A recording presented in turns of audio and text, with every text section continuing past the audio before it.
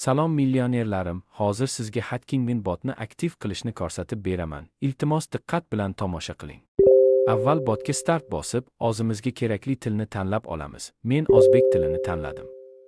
Endi telefon raqamni jo'natish tugmasini bosish orqali raqamimizni jo'natamiz. Raqam bizga ro'yxatdan o'tishda kerak bo'ladi. Ko'rsatilgan ikkita kanalga obuna bo'lishimiz kerak ekan. Obuna bo'lamiz va obunani tekshirish tugmasini bosamiz. Mana endi bot tayyor, keyingi qadamga o'tamiz. Web app tugmasini bosamiz va yana ko'rsatilgan web app tugmasini bosamiz va appni ishga tushirishni bosamiz. Login sahifasi ochildi. Biz yangidan ro'yxatdan o'tishimiz kerak. Register tugmasini bosamiz va joriy Telegram raqamimizni kiritamiz.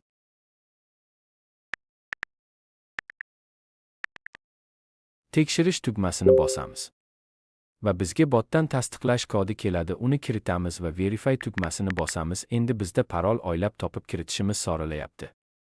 Parol kiritamiz, esda qolarli parol yozamiz. Ikkala qismiga ham bir xil parol yoziladi. Endi ro'yxatdan o'tish tugmasini bosamiz.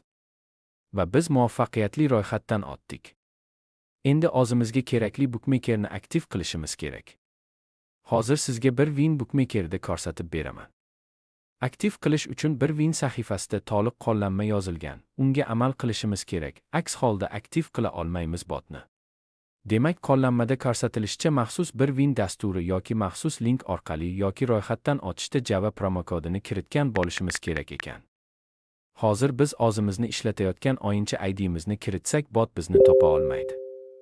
Biz hozir link orqali yangidan ro'yxatdan o'tamiz. Bir Winda ro'yxatdan o'tishda eng muhim narsa bu promokod joyiga Java deb yozib ro'yxatdan o'tish kerak. Shunda biz aktiv qila olamiz.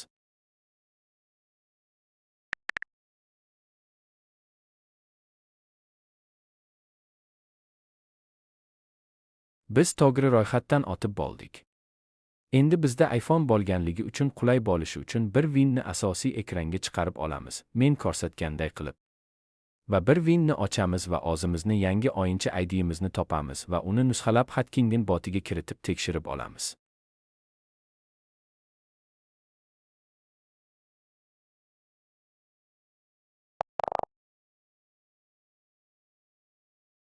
Va bizni ID bazada topildi, bu zo'r. Lekin hisobimiz 0 ekan. Hisobimizni 5000 rublga to'ldirishimiz kerak ekan. Diqqat, bu botni to'lovi emas, o'z hisobimizni to'ldiramiz. Men hozir bir Win hisobimni Humo karta orqali 1,5 million so'mga to'ldiraman.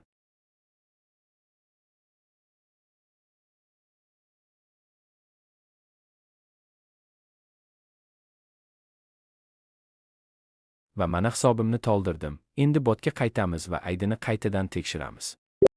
Va mana bizda aktiv qilish tugmasi chiqdi. Uni bosamiz va aktiv qilamiz.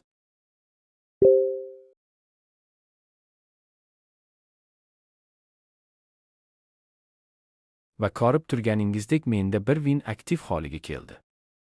Endi uni sinab ko'ramiz. Mines o'yiniga signal olib o'ynab ko'ramiz.